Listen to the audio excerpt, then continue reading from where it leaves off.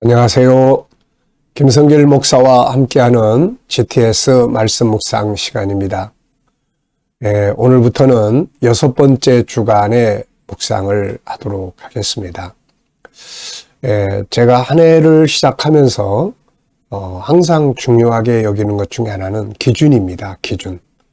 우리가 살아가는 삶의 기준. 그래서 여러 가지 많은 말씀들을 묵상하는 가운데 기준이 되는 내용을 우리가 꼭 묵상을 합니다.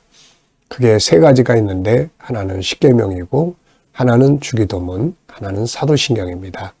이 3가지는 우리 믿는 사람들이 항상 기억하고 암송하고 또 지키고 고백하고 해야 될 우리 신앙의 아주 중요한 기본 요소입니다.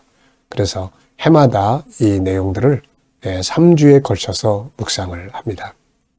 잘 아시는 것 같다고 생각하지 마시고 알지만 이걸 더 깊이 묵상하면서 내 삶에 또 잘 적용하고 또 응용하고 확장시켜보고 또 그렇게 해보시면 우리의 삶을 안정되게 반듯하게 만들어가는 모든 비결이 다 이 속에 담겨져 있습니다. 자, 오늘은 이제 십계명을 묵상을 하려고 합니다. 이번 주간에는 십계명. 이스라엘 백성들을 애굽에서 하나님이 불러내셨죠. 1월 14일 날 6월절 양을 잡고 1월 15일 날 애굽을 출발을 합니다. 그리고 나서 이 사람들이 이제 3월 달에 시내산에 도착을 해요. 근데 그 3월 달에 시내산에 도착을 해서 시내산에 도착한 것이 출애굽기 19장입니다. 그리고 이제 이 사람들이 그 1년 가까이, 1년 정도의 시간을 시내산에서 머물러요. 그러니까 3월 달에 도착을 해가지고 그 다음 해 2월 달에, 2월 20일에 출발을 합니다. 그래서 그들이 도착한 것이 출애굽기 19장이고 다시 출발하는 것이 민수기 10장이에요. 그래서 그 시내산에서 3월에 도착해서 그 다음에 2월에 출발했으니까 거의 1년 동안을 거기 있었던 거죠. 그러면서 거기에서 1년 동안 가까이 머물러 있으면서 했던 일은 3가지였어요. 하나는 하나님께서 이제 법을 주신 겁니다. 이제 종으로 살다가 자유인으로 되니까 자유인들이 지켜야 될 법, 지키면 복을 받는 법을 주셨고, 2번째는 이제 성막을 건축을 했죠. 이제 하나님과 늘 만나야 될 백성이니까 만남의 장소인 이제 성막을 만들었어요. 그리고 이제 3번째는 민수기 1장에서부터 시작되는 조직을 만듭니다. 전투의 조직, 하나님 섬기는 제사장들의 조직, 이런 조직들을 갖추고 나서 이제 다시 출발을 하게 되었던 것이죠. 그 중에서 이제 가장 첫 번째가 계명들을 주셨는데 그 중에 대표적인 계명이 바로 십계명입니다. 이 십계명은 구약에만 필요한 게 아니라 오늘날 신약에도 그대로 적용되고 활용해야 되는 그런 법입니다. 자, 이번 주간 묵상하시면서 십계명에 대해서 좀 더 많은 지식 또 많은 은혜들이 있게 되시기 바랍니다. 자, 이제 먼저 그림 보고 정리를 하겠습니다. 자, 이 그림을 보면은 이제 애굽에서 떠나서 이제 시내산에 도착하는 과정에 이제 그림을 아주 재밌게 그려놓은 내용이에요. 자, 밑에 제목이 붙여져 있습니다. 이스라엘 백성들이 애굽에서 나와 시내산에 도착, 1년 뒤에 출발. 자, 이 그림을 보시면서 또 여러분 나름대로 제목을 정해보시고 스토리텔링, 느껴지는 것들을 기록해 보시기 바랍니다. 자, 저는 제목을 애굽을 떠난 이스라엘 백성들 이렇게 적어봤습니다. 그리고 3가지를 적었는데요. 의미 3가지를 적어봤어요. 첫째는 애굽은 떠나야 하는 곳이다. 네, 목적지는 가나안 땅이다. 2번째는 가는 과정에 어려움도 있지만 성도가 가야 할 곳은 가나안 땅이다. 3번째, 안전하게 우리가 도착하기 위해서는 하나님이 반드시 같이 가셔야 한다. 이 3가지 의미를 적어봤습니다. 자, 2번째는 이제 보이는 것과 보이지 않는 부분들에 대해서 분석하고 정리를 해보겠습니다. 우선 눈에 보이는 것은 애굽에서부터 시내산까지의 이제 화살표가 있고요. 그 화살표를 따라서 가는 사람들의 모습이 있습니다. 그리고 애굽과 사우디 그리고 이쪽 이제 예루살렘 가나안 땅으로 가는 쪽에 이제 지도가 그려져 있습니다. 그리고 홍해 바다라든지 또 바다가 나타나 있고요. 보이지 않는 부분에는, 우리가 보이지 않는 부분은 뭐 원인이라든지 뭐 특징이라든지 성분이나 결과나 방법이나 과정, 또 응용할 수 있는 내용들, 이런 것들이 이제 보이지 않는 영역들이에요. 이런 거를 찾기 위해서는 질문들을 하게 되고 생각을 하게 됩니다. 보이지 않는 것들을 찾아야 변화 발전이 있습니다. 여기서 저는 이들을 인도하시는 하나님, 그리고 이들이 애굽을 떠난 이유, 그리고 과정, 그리고 이 애굽을 떠나서 가는 이들의 마음 상태, 그리고 결과는 어떻게 되었는가, 그리고 오늘 우리에게 주는 교훈들이 또 있으리라 생각을 합니다. 세 번째는 그림에서 가장 중요한 것은 무엇인가요?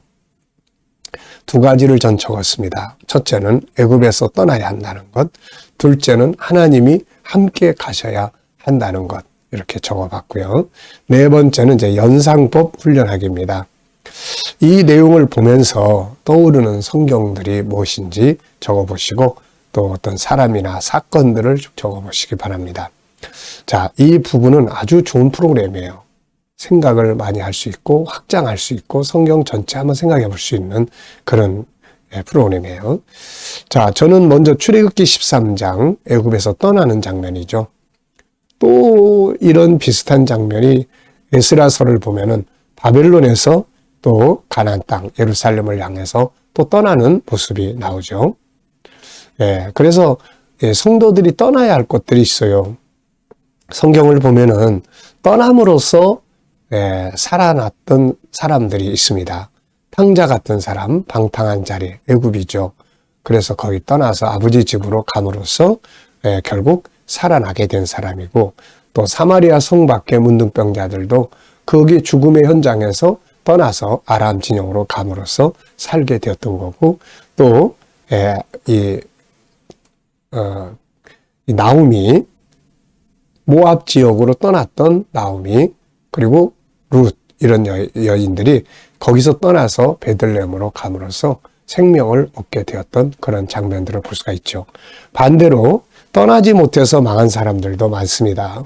솔로몬이 방탕하는 자리에서 떠나지 못함으로써 결국 망해버린 경우, 사울이 권력의 욕심에서 떠나지 못함으로써 망해버린 경우, 또 엘리와 그 아들들이 방탕하고 타락한 자리에서 떠나지 아니함으로써 결국은 망했던 그런 경우들을 볼 수가 있습니다.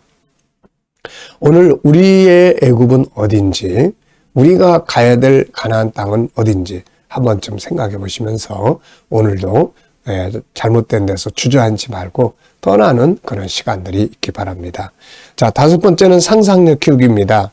이 그림 가운데 두시고 앞에는 어떤 그림을 그리면 좋을까요? 저는 출애굽의 배경이 되는 창세기 15장, 하나님이 아브라함과 언약을 맺을 때 그 언약 맺는 그 장면들을 기록을 해볼 것 같습니다. 그리고 이제 다음의 그림은 드디어 이제 가나안 땅에 들어간 여호수아서 21장에 완성된 내용을 그려볼 것 같습니다. 자, 미래를 어떻게 살고 싶은가요? 그렇다면 지금 무엇을 해야 할까요? 오늘도 한 번쯤 생각해 보시고 또 미래에 대한 설계, 또 비전이 있으면은 그려보시고 기록해 보시기 바랍니다. 자, 본문 말씀을 읽어보겠습니다. 출애굽기 20장 1절로 17절까지입니다. 읽어보시면서 구조 정리를 미리 한번 이렇게 해보시면서 읽어보십시오. 이 모든 말씀으로 말씀하여 이르시되 나는 너를 애굽 땅 종되었던 집에서 인도하여낸 네 하나님 여호와니라. 너는 나 외에는 다른 신들을 내게 두지 말라. 너를 위하여 새긴 우상을 만들지 말고 또 위로 하늘에 있는 것이나 아래로 땅에 있는 것이나 땅 아래 물속에 있는 것에 어떤 형상도 만들지 말며 그것들에게 절하지 말며 그것들을 섬기지 말라. 나 내 하나님 여호와는 질투하는 하나님인즉 나를 미워하는 자의 죄를 갚되 아버지로부터 아들에게로 3사례까지 이르게 하거니와 나를 사랑하고 내 계명을 지키는 자에게는 1000대까지 은혜를 베푸느니라. 너는 내 하나님 여호와의 이름을 망령되게 부르지 말라. 여호와는 그의 이름을 망령되게 부르는 자를 죄 없다 하지 아니하리라. 안식일을 기억하여 거룩하게 지키라. 엿새 동안은 힘써 내 모든 일을 행할 것이나 일곱째 날은 내 하나님 여호와의 안식일인즉 너나 내 아들이나 내 딸이나 내 남종이나 내 여종이나 내 가축이나 내 문 안에 머무는 객이라도 아무 일도 하지 말라. 이는 엿새 동안에 나 여호와가 하늘과 땅과 바다와 그 가운데 모든 것을 만들고 일곱째 날에 쉬었습니다. 그러므로 나 여호와가 안식일을 복되게 하여 그날을 거룩하게 하였느니라. 내 부모를 공경하라. 그리하면 네 하나님 여호와가 내게 준 땅에서 내 생명이 길리라. 살인하지 말라. 간음하지 말라. 또 도둑질하지 말라. 내 이웃에 대하여 거짓 증거하지 말라. 내 이웃의 집을 탐내지 말라. 내 이웃의 아내나 그의 남종이나 그의 소나 그의 낙이나 또 물은 내 이웃의 소유를 탐내지 말라. 아멘. 자, 먼저 감사한 일 오늘도 적어 보십시오. 어제 주일을 지내면서 감사했던 것들 적어 보시고요. 오늘 하루를 또 시작하면서 감사한 일들 적어 보시기 바랍니다. 그리고 미래에 대해서 또 감사하고 싶은 것들 적어 보시기 바랍니다. 자, 1번 본문에서 느끼는 건 뭔가요? 우리 사람들은 생각하는 기능이 있기 때문에 뭘 보고 듣고 하면은 깨닫고 느끼고 생각하는 것이 있어야 합니다. 생각이 죽어버리면 안 되잖아요. 자, 말씀을 읽고 느껴지는 것.